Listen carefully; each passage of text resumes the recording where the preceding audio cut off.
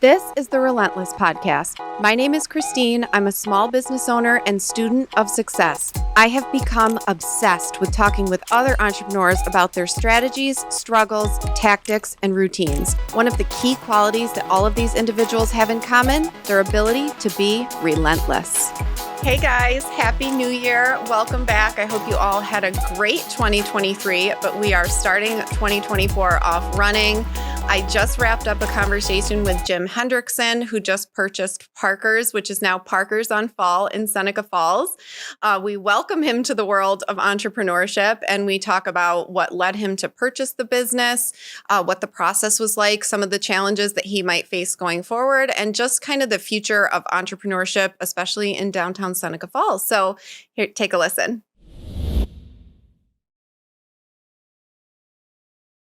Over the holidays, there was a little shakeup in downtown, and so I had to snag this last guest. He was our top requested. Everybody wants to hear what's the story, so welcome to the show, Jim Hendrickson. Thank you, Christine. So for people who don't know, you just purchased formerly Parker's Grill and Tap House, now Parker's on Fall, but tell us a little bit about yourself. Well, I feel like I've been the face of that franchise since it opened. Yes, pretty much. pretty much. We opened in January of 11. Has it been that long? Wow. Yeah, I know, right? So that's, around, 13 years? Yeah. Right? And, Wow. yeah, my mother sort of turned that into what it is. Yeah. I feel like, Yeah. It's been the anchor of downtown for many years. It's just been building, and it's been a consistent place that people could go to and count on. So you're right about that. It is, and it's great to have like something like that to bring people in, like a magnet to bring people into town. I think, as things progress, hopefully there'll be more in town, to bring more people in, Yep. It's it's a Wonderful Life weekend. We want that like every weekend. Every weekend, right? Wouldn't that be nice? You would like or that. every I other. would like that. We would all like that. Yeah. Well, so what the heck? I mean, obviously you've been working there a long time. Like you say, you're always the friendly face that you see when you walk in. You were usually behind the bar slinging drinks. And so what made you decide to purchase the business? Well, so the former owner, Pete Mitchell, Yeah. he was hitting that time when he was kind of wanting to retire. Mm-hmm. And he found himself in this predicament where he has all these businesses and buildings. Yeah. And he doesn't really he never really planned for like a good exit strategy, if you will. Yeah. He named them all the same. Mm-hmm. And, it was all under one umbrella, Yeah. under an S Corp.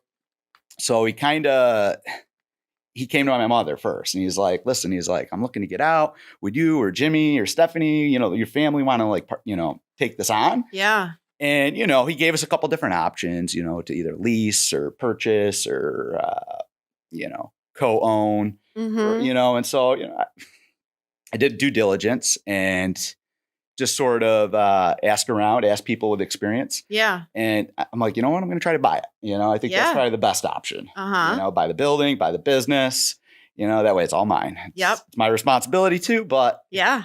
I don't hit the answer to anybody. So. Yeah. So are you crazy bastard? So welcome to the world of entrepreneurship.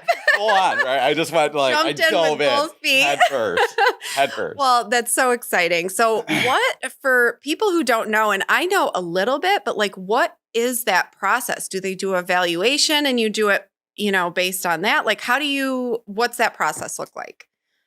It's involved because, if you don't have a large sum of money just laying around, Right. which, I'm 38 and, I feel like most 38-year-olds in today's world don't have that kind of money laying around, you need to find an investor. Okay. You need to go to the banks, and I did all the above. I went to the bank first.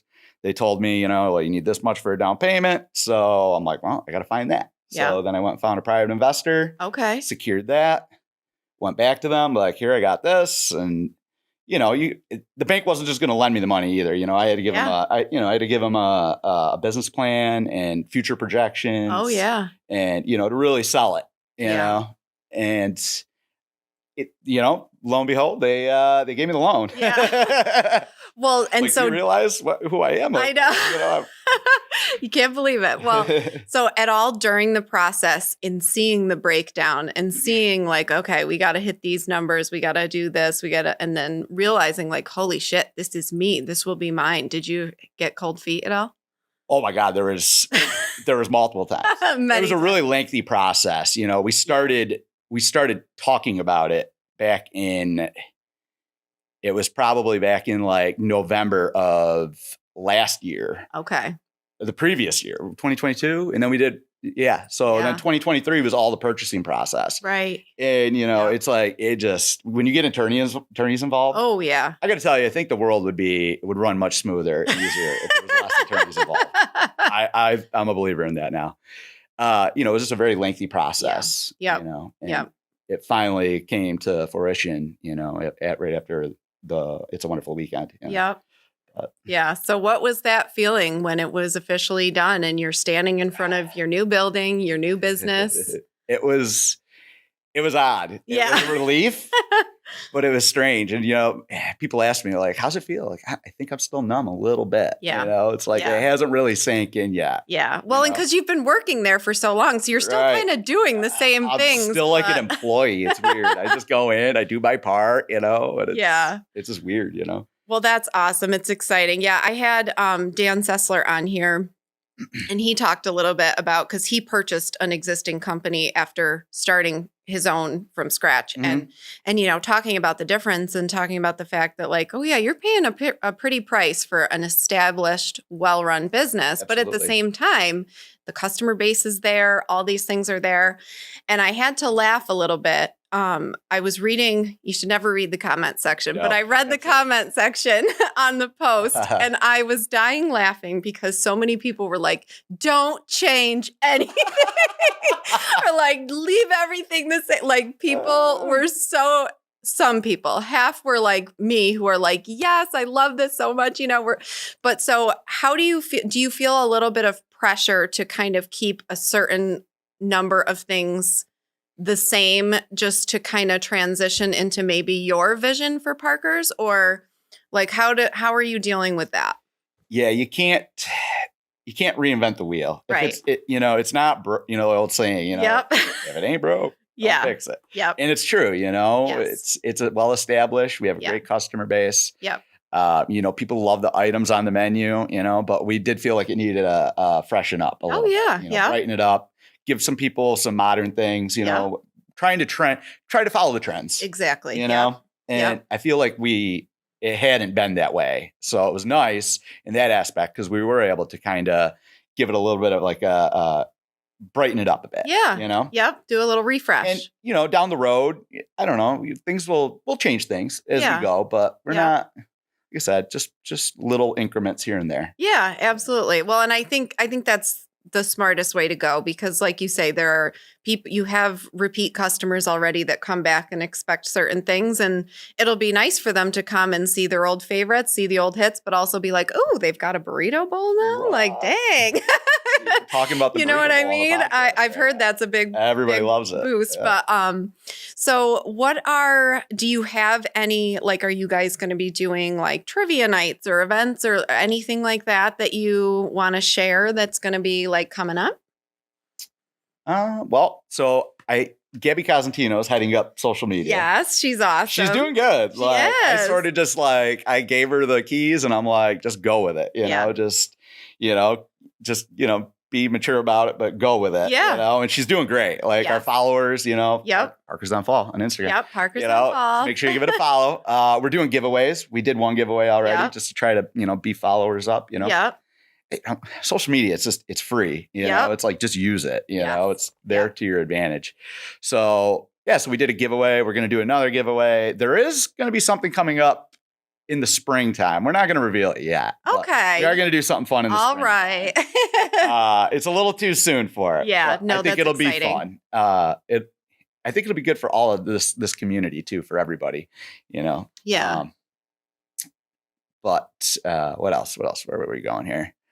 Well, so Jimmy, you mentioned the community and, that it'll be good for the community. And that was one of the things that made me so excited when I had heard little rumors that you might have been purchasing the building, but things happen all the time and fall through. So it was kind of like wait and see. And so when it was official, I was just so thrilled because there seems to be, I sit on some of these boards and I see all these stats of, the population's in decline here.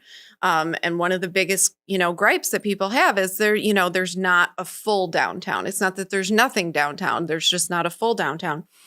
And there seems to be, I feel like there's momentum. In the last 2 years, I feel like downtown has gotten like this little breath of fresh air. There's a lot of new, younger entrepreneurs coming in, either starting businesses or taking over businesses. And it's been exciting because it's like you can feel it. There's something there. And so I was so thrilled to see, you being part of that. So you obviously put your money, you invested in this community. So do you kind of feel that same momentum happening? I do a little bit. You see Brad and what he's turned his business into, and he's trying to get established across the street. Yep. And, you see other businesses kind of coming up a little bit in town. And I think the boomers are retiring, they're all getting out. And I think that really it presents opportunity for people that just want to take a plunge, they really want to dive in, and it's there, and I think this community, we're in the heart of the Finger Lakes. Yeah. We have a lot of good things. We have the women's history here. And, there's opportunity. And so I think to invest in our community I think it's a good investment. Yeah. I do. I don't think, it's not going anywhere. We have the tourism in the summertime. It's great. And then we have locals that are, we have a good local following. We do. Yep. I'm excited to see where downtown's going to go. Frank Schmitter, he wants to see good things, you know, which is great to have him with that mindset, somebody that wants to see development. Yep. The grant money that we get, even though I don't know, they're kind of dragging their feet with that. I don't know. I know anything with the state seems to take. I know grants are tough, but it's $10 million for the town that will come through. So and so I'm excited to see where that goes. Yeah. And I just, it'd be great for all of us if we could just see, the other side of downtown, the south side of the street there. Yeah. Get developed a little bit more. Yeah. And some more shops. Yeah, for sure. And because, everybody kind of has this, before you're in business, you have this kind of narrow-minded view of like, you're in it for yourself. And so you don't want anyone else to do well. And when you're running a business, you realize you're like, oh no, I want every business down here full. Everybody. I want to draw people with how, the diversity of stores and the diversity of restaurants and all of that, because rising tide raises all ships. So I think that's exciting. But so kind of back to you personally, what is it that made you want to get into this line of work? Is it just because that's what you were doing? Do you have specific qualities or qualifications? Like what led you to this? Well, all right. So we all have paths in life. Right? Yeah. They sit you down in high school and they ask you, what do you want to be? You did it. I did it. I think, who did we sit down with?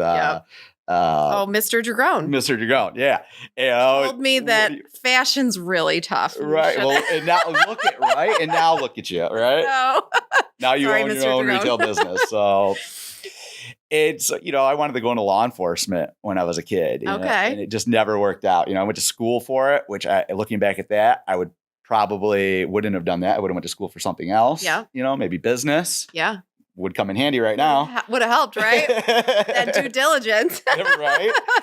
I did electrical for years with Rollison Electric. Oh, okay. I didn't know that. Yeah. Kevin Rollison just took over his dad's business. Okay.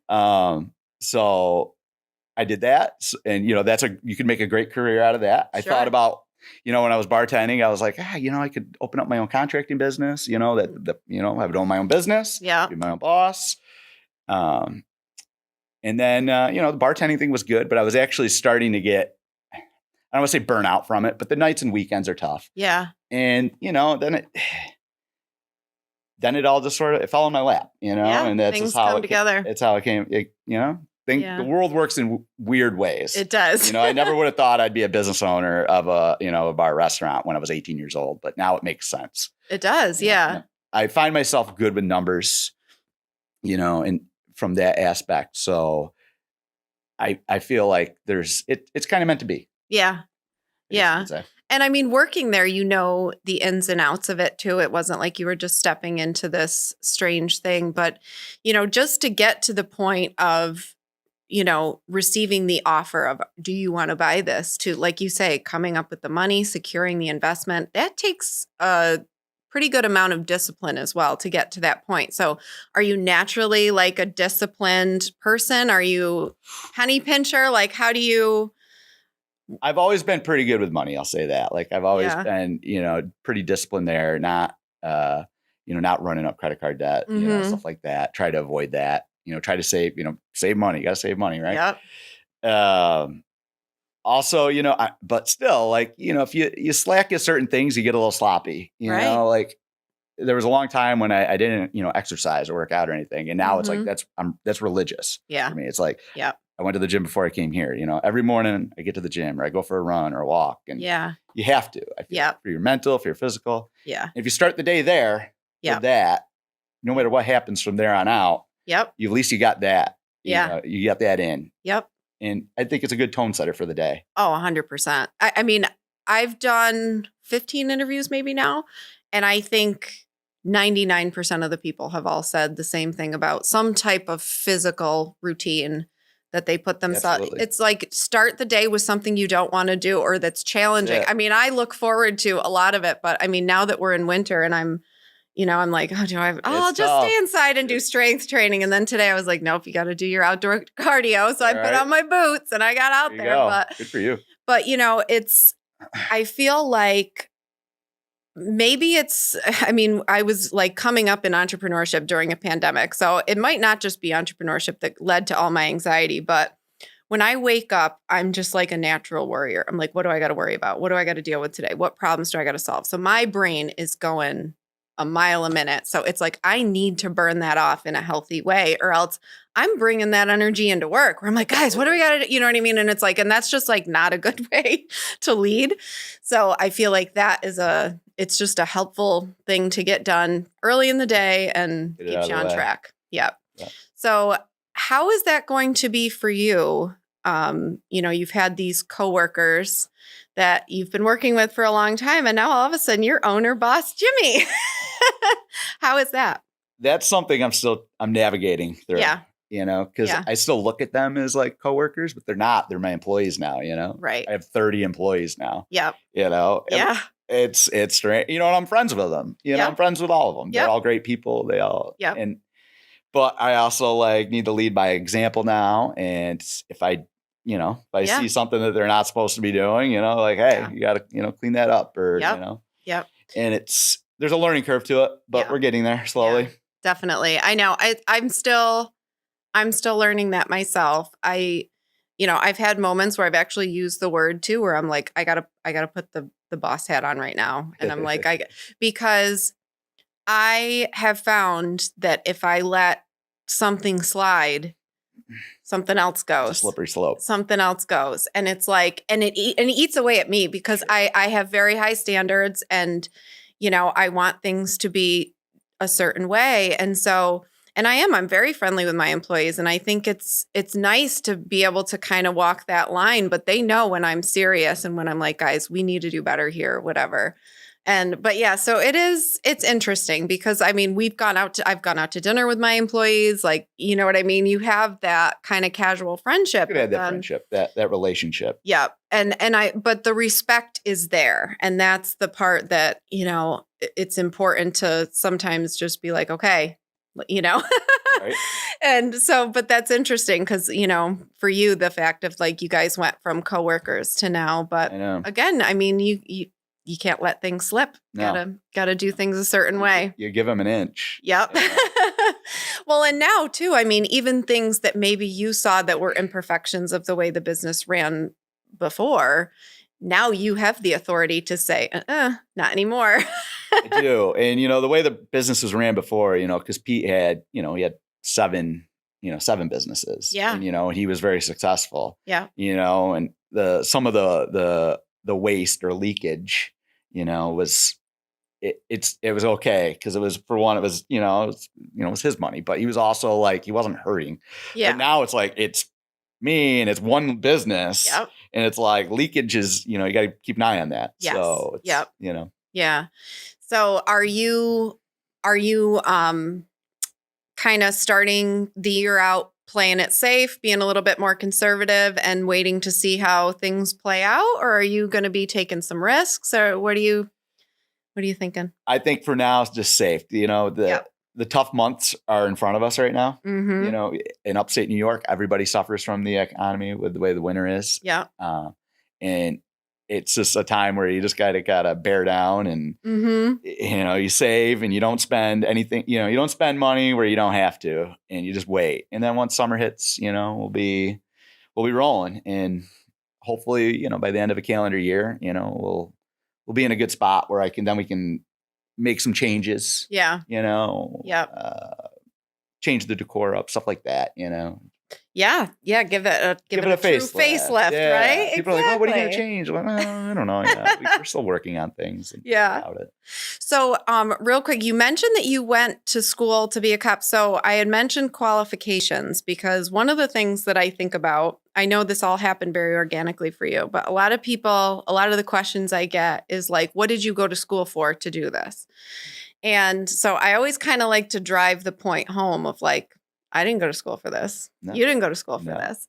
And so a lot of times entrepreneurship is just kind of stepping into a space that maybe you're not on paper qualified for, but you just have that kind of gut feeling of like, I think I'm supposed to do this. Yeah. So is that kind of just how it all came together for you? Like I say, it sounds like it happened organically, but is there anything you can add to that? It did. I mean, learning as you go. I mean, I was there. I was on the front end side of it, Yep. And so I kind of saw how that worked. And now I'm on the back end side of it, You're seeing the money coming in. You're seeing the money going out. There's a lot of, people think Parker's is like a gold mine, and like, yeah, we do a lot of business, but.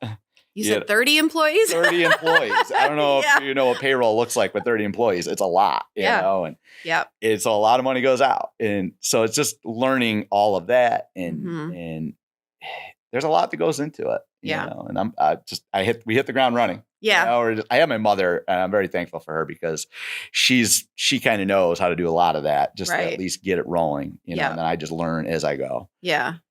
Yeah. There were a lot of things that I just never thought of. I mean, I just did my year-end stuff that I was submitting to the bank, and I'm like, that's how much tax I had to pay just to pay people. Like when I was looking at payroll taxes, I was like, I have to pay that tax to pay them. And then the state tax, I'm like, wait, this is a scam. A lot of taxes going out. So, it's all that stuff. And you want to create a great environment for your employees. I mean, it's not just the numbers. You want to have all these things going. And it seems like, I have to say, I've worked in a lot of restaurants, but the culture at Parker's has always seemed very strong. It seemed like you guys have a good working relationship. Everybody kind of pitches in and helps each other. And so kind of to keep that going is that you work as a team. If you work as a team, everything's going to run smoother. When you get somebody that wants to be a little selfish, they don't want to help out. They don't last usually. You see them kind of fizzle out, because nobody wants to work with them. Yeah. And it does happen. Yeah. So it happens, but what are you going to do? It's like, you have a lot of long-term people that are there too. We do, which that's kind of a testament to, that it is a good place to work at, people enjoy it there. The money, the income is good there. And we have a lot of part-time employees that have full-time jobs, or some of they're some of our hardest working employees, the ones that show up for a day or two. Yeah. Cause they like that extra cash, Mm-hmm. Yep. Well, this is just so exciting. I mean, is there anything else that you want to share with the audience? Anything that people might not know about you personally, or your vision, anything like that? Oh boy, that's a loaded question. Well, I guess I just, now that I'm a full business owner in downtown Seneca Falls, I want to see the community do better. And so I'm really hoping that at some point in time that I can be, I'm not going to say Bruce Bonifiglia, but where I can at least help support our community a little bit more. I'd like to be financially to a point where I can do that, and maybe help out. We run my sister kind of heads up a charity, the Seneca County Children's Committee, and it's like, we just help kids that are unfortunate in our community. I'd like to try to contribute more to that, and every little bit. helps this community out. And yeah, our youth is our future. So it's important to take care of them. Yeah, 100%. And, it's funny because we live in a culture that idolizes and demonizes money at the same time. Yeah. If you're wealthy, you must have screwed somebody over in the process or something, and the truth is being financially independent and financially successful does give you those opportunities to give back and help people in ways that, if you're struggling, you can't help out. So it's just the way it is. And you and I were saying off camera, we both want to be Bruce when we grow up. So shout out to Bruce Bonifiglia. Right. No, I think that's exciting. And I think it's really good too, because, I saw a report that said that, population is declining in our area and in this town specifically. And, as someone who's also invested a lot in this community, it's like, fuck, oh my God, we got to do something, but like I say, it's not something that's going to get solved overnight. It does take time. And I feel like we're a year or two into maybe the turnaround of that process. And, speaking of Bruce, I saw an article today, there might be some development for residences going on down here, which housing is a big issue. And it's an issue in this community. So, I think those are there, but the next generation coming up too, I think seeing young entrepreneurs succeeding and running, these great businesses, I think it's all related and it will just lead to more. So absolutely. So, well, Jimmy, thank you so much. I know that you were a little hesitant to come on here. I came right at you after the purchase, but I'm so excited to have you on as our first guest. No, I appreciate it. And what you're doing, what you're doing with this, it's great, Thank you. To get young minds, out there and to, I've listened to a couple of the podcasts and I really enjoy it. I'm going to listen more often now. Well, thank you so much. And guys, if you liked this episode, help spread the word about the new owners of Parker's or owner of Parker's on Fall. And we'll see you next time. Thanks for watching and listening. Be sure to follow us on all the socials: YouTube, TikTok, Instagram, and Facebook.